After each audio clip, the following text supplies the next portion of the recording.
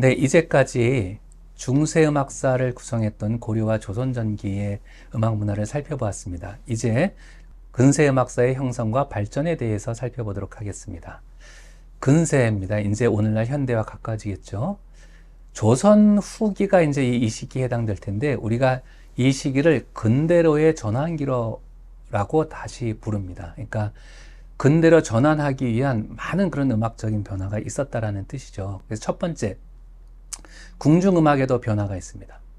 궁중악대가 대규모로 축소됩니다. 그 이유는 조선 중기 이후에 임진왜란, 일본과 전쟁을 치렀고요. 병자호란, 중국과 전쟁을 치렀습니다. 그러니까 궁중음악이 단절될 수밖에 없어요.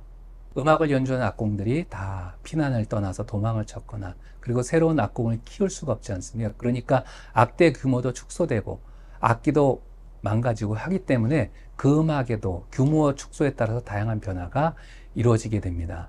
그래서 종묘제례악은 여러 리듬을 갖고 있었던 음악인데 등식가로 변했고요. 그 다음에 전정음악이라고 하는 그런 음악은 관악기 중심으로 편성이 됐고, 연양음악은 궁중정제의 규모가 막 확 줄어들기도 하고, 그 다음에 이제 정제창사가 한글로 되던 것이 또 국한문으로 바뀌기도 하고, 순한문으로, 순전히 한문으로 바뀌기도 하고, 그 다음에 사면육각이라는 그런 그 악대 편성도 등장해서 궁중음악에 많은 변화가 있었다라는 것을 말씀드리고 싶고요. 민간 풍류음악이 발달합니다. 민간에서 풍류음악이 발달해서 지식인 계층들이 가단과 풍류방을 형성하고 풍류음악을 발전시킵니다. 풍류라고 하는 것은 사실은 영산회상과 가곡으로 대표될 수가 있는데요. 영산회상은 궁중에서 무용 반주로 썼던 음악인데 그것이 민간으로 퍼져서 영산회상 모음곡을 갖추게 되고요. 그 다음에 이제 그 만대엽, 중대엽, 삭대엽으로 구성되어 있던 대엽곡이 삭대엽에서 음악이 다양하게 변주가 돼서 가곡이라고 하는 풍류 한바탕 성악곡을 만들게 되는 것이죠. 여밀락 보호자 같은 음악들도 풍류 음악으로 할 수 있도록 그 변화가 되기도 합니다. 그러니까 민간에서 풍류 음악이 굉장히 발달했다는 걸 알 수가 있고요. 사실은 우리가 잘 아는 청구 영언을 쓴 김천택이나 해동가요를 지었던 김수장 이런 사람들이 대표적인 가객이었고 우리가 이제 어음보로 이름이 높은 김성기, 어음보는 이제 금보거든요. 그 김성기라고 하는 사람은 또 율객으로서 또 이름이 높았습니다. 이 시기에 민간 음악이 아주 발달합니다. 첫 번째 판소리. 판소리는 전문적인 소리 광대, 소리꾼들이 발전시킨 음악입니다. 영조 30년, 1724년에 유진한이라는 사람이 쓴 만화집을 보게 되면 춘향의 이야기, 이몽룡과 춘향의 사랑 이야기를 담은 판소리가 불렸다는 기록이 있습니다. 그러니까 18세기 초반 이전에도 판소리가 존재했다는 걸 알 수가 있고요. 그 송만제의 관우이라는 책을 보면 판소리 12마당이 등장합니다. 춘향가, 흥보가, 심청가, 수궁가, 적벽가는 전승되지만 배비장 타령, 가려지기 타령, 옹고집전, 장기정, 무수기 타령은 실전되었습니다. 지금 도판으로 제시된 그림은요, 평양감사가 부임할 때 모홍갑이라는 명창이 그 판소리를 부르고 있는 장면이 이제 그림으로 남아 있습니다. 그 다음에 민간 예술음악 중에서 판소리 이외에도 신망곡과 산조가 중요한 음악으로 대두가 됩니다. 19세기에 호남 충청 지역의 기악 명인들이 신망곡이라는 기악곡을 연주를 했는데 이 신망곡은 독주로 연주하는 기악곡입니다. 가야금이나 퉁소로 연주가 됐는데 이를 바탕으로 명인들이 여러 장단들을 도입하고 여러 악조를 도입해서 그것을 결합해서 산조라고 하는 음악을 만들게 됩니다. 특히 이 중에서 유명한 사람이 가야금 산조로 이름이 높은 김창조인데 그는 여러 악기의 달통에서 신망곡을 변작해서 산조로 구성했다는 기록이 남아 있습니다. 그 다음에 또 잡가 및 선소리, 산타령, 입창 같은 음악들이 이제 만들어지고 발전하게 됩니다. 시조와 구별되는 잡가 또는 전문 음악 예술이 나오게 되는데요.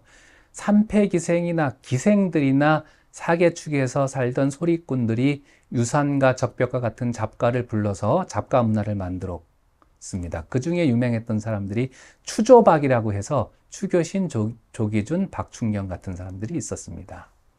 이 중에서 선소리 산타령은요, 유랑예인 집단인 사당패의 영향을 받아서 발전되었는데, 서울 지역의 오강 소리꾼 중에 의택이라는 사람이 소리를 했고, 그들 제자들이 여러 가지 소리들을 만들어서 선소리 산타령 패라고 하는 그 집단을 형성시켰다고 합니다. 그래서 왕십리라든지 뭐 진곡의 뚝섬 같은 서울 지역에 많은 패거리가 있어서 이들 음악을 전승했다고 합니다. 조선시대의 음악의 양식적 특징이 존재합니다. 먼저 수많은 기악곡들이 탄생했다는 것인데 그 기악곡들이 모두 다 성악곡에서 나왔다는 겁니다. 우리가 당악으로 이름하는 낙양춘이라든지 보호자 다 성악곡이었거든요. 그리고 대표적인 향악곡 정읍, 그 다음에 이제 새롭게 신악으로 세종 때 창작된 여밀락, 이런 것들은 이제 그 다 가사가 있는 노래 음악이었는데 이들을 다 기악곡화해서 기악으로 만들었다는 것입니다. 그러니까 이제 조선 후기에는 성악곡으로부터 수많은 기악곡이 나왔다, 이렇게 얘기할 수가 있고요. 그 다음에 이제 대규모 관현악 편성이 사라지게 되죠. 전쟁의 여파도 있지만 아마 간단한 편성의 음악이 연주하기 쉬우니까 궁중이나 민간 음악에서 대규모 편성 대신 소규모 편성인 그런 관악 편성인 대풍류가 나오게 되는데, 그런 풍류를 우리가 사면육각이라고 부릅니다. 사면육각은 피리 2개, 대금 하나, 해금 하나, 북 하나, 장구 하나로 구성된 6개의 악기로 구성된 편성인데, 조선 후기에 아주 특별하게도 사면육각이 많이 사용이 됐고, 오늘날에도 사면육각은 중요한 전통음악의 악곡 편성으로 알려지게 되었습니다. 변주곡 생성 및 모음곡 형성이라고 하는 특징도 보여집니다. 그러니까 기존 악곡이 성악곡이 기악곡화되면서 다양한 악곡을 만들기도 하지만 그 만들어진 기악곡이 다양하게 변주해서 새로운 모음곡을 형성하게 되는 겁니다. 풍류의 대표적인 영산회상이나 가곡, 보호자 계열의 악곡들도 이런 형상으로 모음곡을 이루게 됐습니다. 그러니까 느린 곡에서부터 빠른 곡으로 다양한 그런 악곡들이 변주돼서 만들어지면서 느림으로부터 빠름으로 가는 하나의 체계를 갖춘 그런 그 모음곡들이 형성되게 되는 것이죠. 그 다음에 이제 또 하나 특징으로 할 수 있는 것이 높은 음역대를 사용해서 고음화되는 경향을 보였다는 것입니다. 만대엽 같은 가곡 계열의 음악은 원래 평조가 많이 쓰였는데 시대가 점점 흐름에 따라서 높은 선율로 음악을 연주하는 우조가 선호되었다는 것을 보면 높은 음역대를 사용하는 것도 조선 후기에 나타난 특징으로 볼 수가 있고, 민간 음악에서도 그 민간 예술가들의 그 기량을 보여주기 위해서는 고음을 쓰는 경향들도 나타나고 있기 때문에 이런 특징이 보여진다고 할 수가 있습니다.